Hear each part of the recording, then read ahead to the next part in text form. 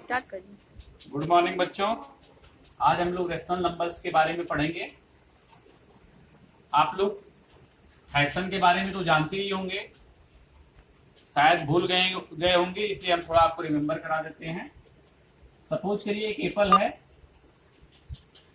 और इस एप्पल को अगर 2 पार्ट में हाफ हाफ कट कर दिया जाता है, एक पार्ट ए को दिया जाता है और दूसरा पार्ट बी को दिया जाता है, तो बताओ इन फ्रैक्शन दोनों को कितना एप्पल मिला। सेब को हमने 2 टुकड़े में काटा है, we cut apple in 2 piece and mister A get 1 piece. Total number of piece 2। सेब को हमने टोटल 2 टुकड़े में काटा है, ए को 1 टुकड़ा मिल रहा है, सो ए गेट 1/2 एंड यहां पर भी सेब के 2 ही टुकड़े हैं, there is 2 piece of apple, so we write 2 in denominators and mister B get 1 piece, so we write 1. It mean mister A and B both are get 1/2 of an apple. इसका मतलब कि मिस्टर ए और mister B दोनों लोग इस Apple का 1/2 पा रहे हैं. अगर सपोज करो इसी को हमने 4 पीस में कट कर दिया, तो डिनोमिनेटर में क्या लिखेंगे बेटा? 4, क्योंकि यहां पे सेब के कितने पीस है? 4.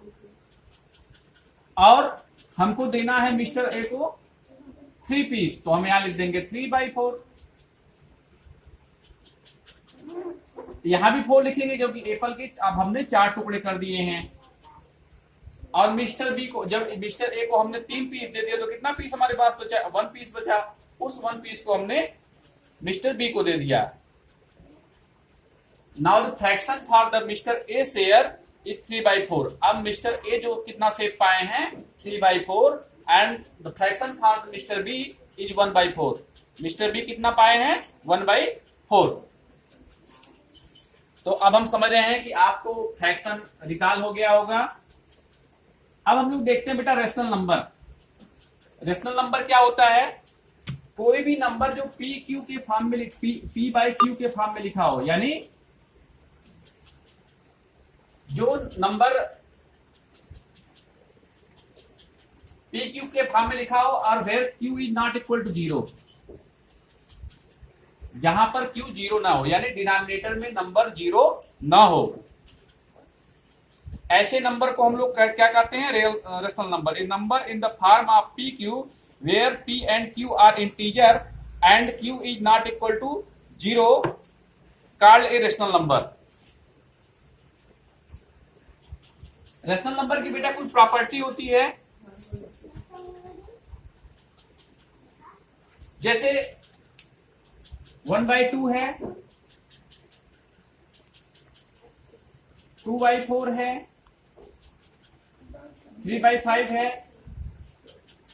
ये सारे के सारे क्या हैं? रेशनल नंबर है. इनको हम लोग रेशनल नंबर कह सकते हैं.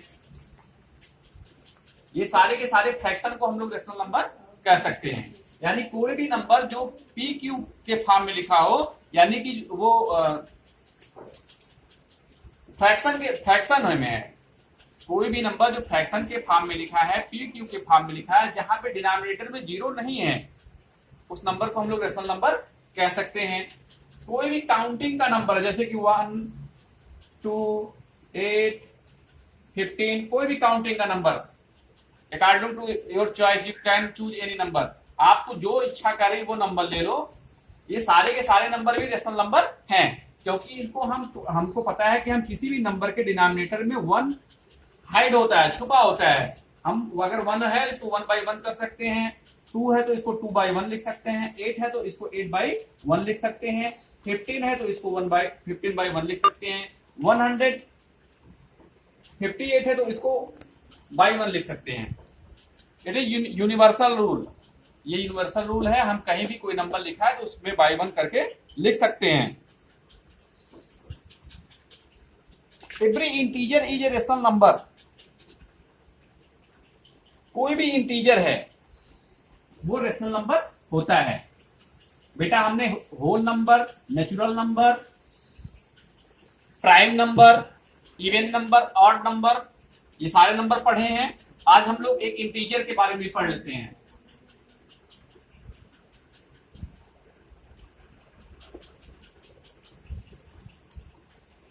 इंटीजर बेटा ये इंक्लूड करता है माइनस को। जैसे ये -3 है, सपोज करिए 3 है, इसको हम लोग 3/1 लिख सकते हैं। क्यों? क्योंकि ये it is universal rule, we can write 1 in as a denominator. किसी भी नंबर के डिनोमिनेटर में हम लोग 1 लिख सकते हैं। सपोज करो अगर ये -4 है तो इसको हम लोग -4/1 लिख सकते हैं। So every integer is a rational number.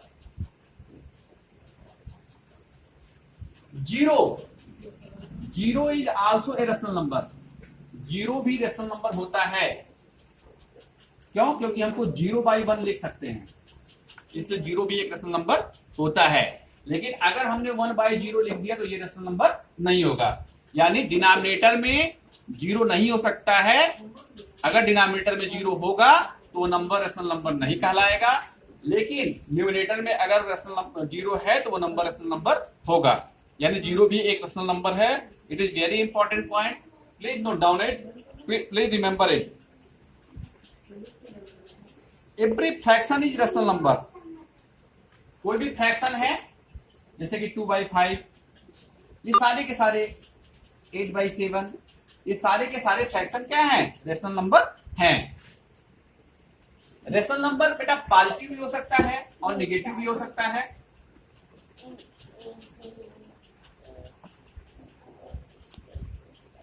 अगर बेटा यहाँ पे 4/5 लिखा है, आप सभी जानते हो कि ये पॉजिटिव रेशनल नंबर है।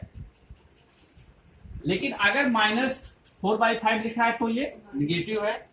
लेकिन अगर -4 और -5 लिखा है तो बेटा ये पॉजिटिव रेशनल नंबर है। It is very important, please remember it. अगर -4/-5 लिखा है तो ये पॉजिटिव रेशनल नंबर है। कैसे है बेटा?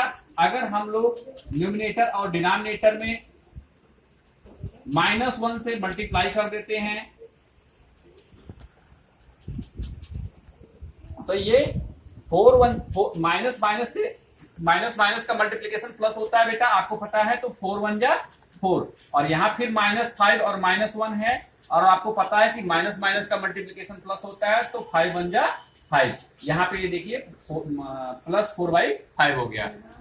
इसलिए -4/-5 एक पॉजिटिव रेशनल नंबर है।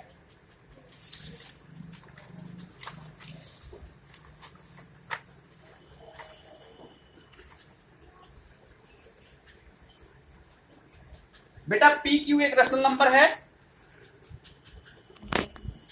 PQ एक रेशनल नंबर है और यहां पे यम एक नॉन जीरो इंटीजर है। यहां पर यम एक नॉन जीरो इंटीजर है। ऐसी कंडीशन में ये प्रॉपर्टी है, ये रेशनल नंबर की प्रॉपर्टी है। ऐसी कंडीशन में P/Q = PM/QM।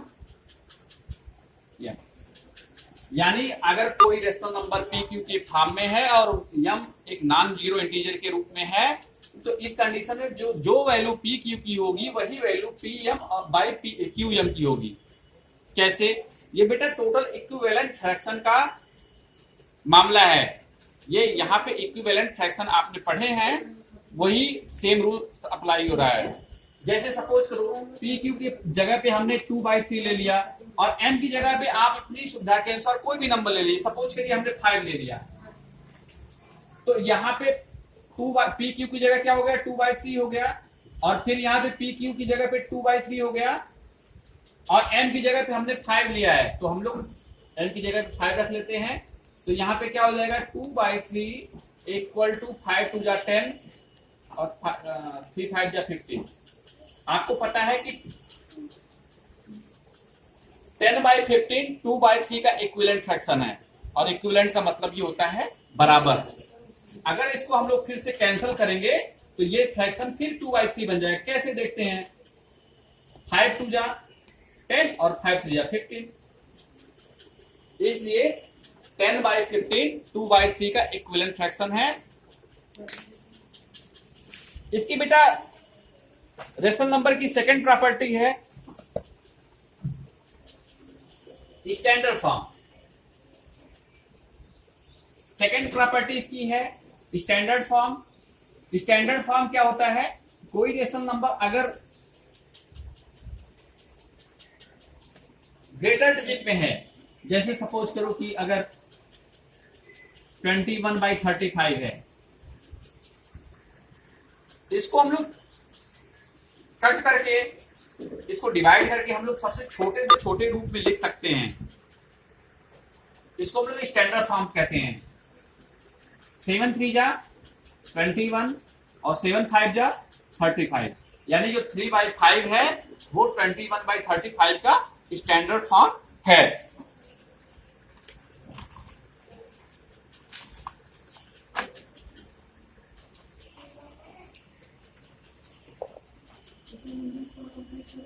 अगर बेटा दो रेशनल नंबर दिए हुए हैं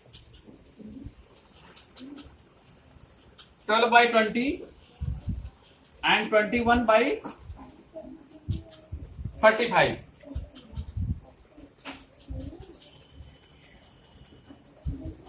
देखो बेटा हमने पहले क्लास 4-5 में पढ़ लिया कि जब लाइक फ्रैक्शन हो, लाइक फ्रैक्शन मतलब जहां पे डिनोमिनेटर सेम हो, जिस फ्रैक्शन में डिनोमिनेटर सेम हो वहां पे वो फ्रैक्शन बड़ा होता है जिसका न्यूमरेटर बड़ा होता है।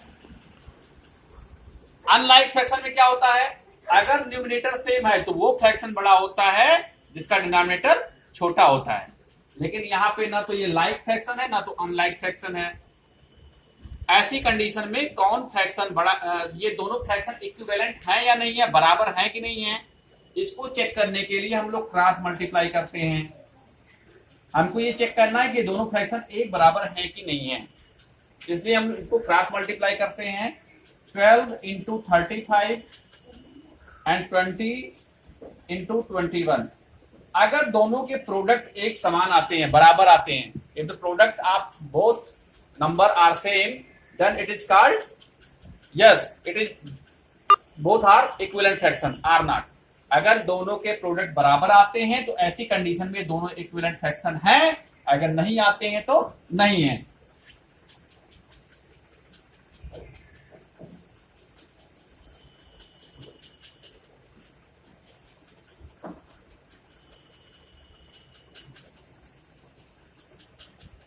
हाँ, यहां दोनों के फ्रैक्शन, दोनों के प्रोडक्ट बराबर हैं, इसलिए हम कह सकते हैं कि 12/20 और 21/35 ये इक्विवेलेंट फ्रैक्शन हैं।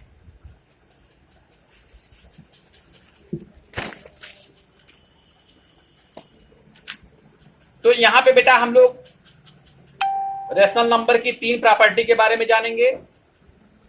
पहली प्रॉपर्टी क्या है, पहली प्रॉपर्टी है कि पी क्यू एक रेशनल नंबर है, पी क्यू एक रेशनल नंबर है, यहां पे यम एक नॉन जीरो इंटीजर है। ऐसी कंडीशन में P Q equal to P M by Q M होगा। सेकंड प्रॉपर्टी है बेटा, अगर पी क्यू एक रेशनल नंबर है, यम एक नॉन जीरो इंटीजर है, ऐसी कंडीशन में P Q equal to P divided by M, Q divided by M बराबर होंगे। ये बेटा दोनों जो रूल्स है ना, ये इक्विवेलेंट फ्रैक्शन के रूल हैं, इसको रिमेंबर रखिएगा। और अगर दो रेशनल नंबर हैं, उनको चेक करना है कि इनकी जैसे a बाई बी और c by D, a by B और c बाई डी, इनको हमको चेक करना है कि ये दोनों फ्रैक्शन इक्विवेलेंट है कि नहीं, बराबर है कि नहीं। तो ऐसी कंडीशन में हम लोग क्या करते हैं बेटा, क्रॉस मल्टीप्लाई करते हैं। a इंटू बी और B इंटू C। अगर ये दोनों बराबर हैं तो ये इक्विवेलेंट फ्रैक्शन है, अदरवाइज नहीं है। Thank you. हम समझते हैं कि आपको समझ में आया होगा। अगर जो नहीं समझ में आया होगा आप लोग कमेंट में लिखिएगा, हम उसका आंसर आपको देंगे। Thank you.